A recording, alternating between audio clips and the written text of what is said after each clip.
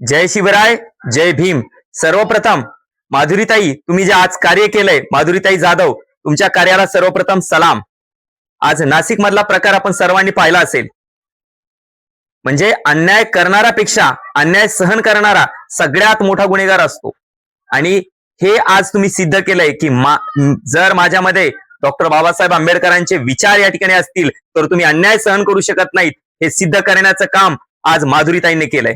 म्हणजे ज्यांच्यामुळं आज आपण हा 26 जानेवारी हा प्रजासत्ताक दिन ज्यांच्यामुळे साजरा करतो त्यांचं नाव घ्यायला सुद्धा या ठिकाणी आपल्याला लाज वाटत असेल तर या ठिकाणी निश्चितच, आणि हे जर आपल्या समोर ही गोष्ट होत असेल तर त्याबद्दल निश्चितच बोलायलाच पाहिजे, आणि ते बोलण्याचं काम माधुरीताई तुम्ही केलेलं आहे. त्यामुळे पुन्हा एकदा तुमचं मनभरून कौतुक. म्हणजे या देशाचा राजा कोण्या राणीच्या पोटातून नाही तर तो सर्वसामान्यांच्या ओटातून म्हणजे मतदानातून निवडला जाईल. हा अधिकार ज्यांच्यामुळे मिळाला ते संविधान लिहिण्याचं काम विश्वरत्न बोधिसत्व डॉक्टर बाबासाहेब आंबेडकरांनी केलं. आणि एवढं महान कार्य त्यांनी केलेलं असताना जगातलं सगळ्यात सर्वोत्तम संविधान ज्यांच्यामुळे या देशाला भेटलं असे बोधिसत्व डॉक्टर बाबासाहेब आंबेडकर यांचं नाव जर प्रजासत्ताक दिनी तुम्ही घेत नसाल तर निश्चितच हा तिथं बसलेल्या प्रत्येक व्यक्तीचा अपमान आहे. परंतु बोलण्याची हिंमत मात्र कोणी केली नाही. परंतु एक वनरक्षक असणाऱ्या ताईने मात्र त्या ठिकाणी बोलण्याची हिंमत केली. त्या ताईचे वाक्य या ठिकाणी काळजाला भिडणार आहेत.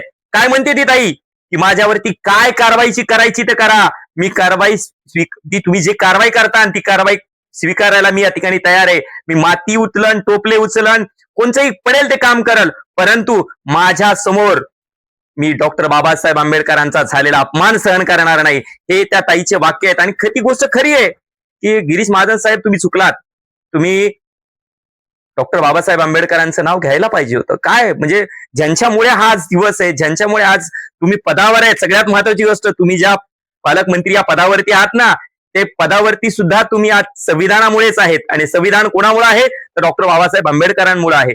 आणि तरी सुद्धा तुम्हाला त्यांचं नाव घ्यायचा जर विचार पडत असेल तर निश्चित तुम्ही चुकलात.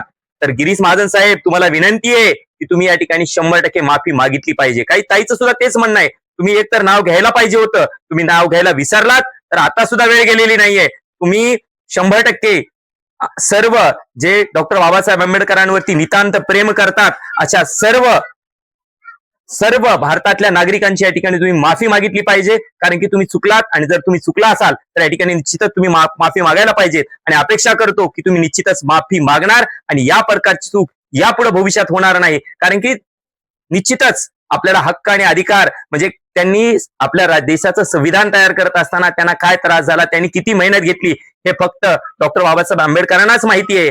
आणि त्यामुळं आपण यापुढे अशी चूक करणार नाही एवढीच अपेक्षा बाळगतो आणि थांबतो. धन्यवाद. जय जिजाऊ, जय शिवराय, जय भीम.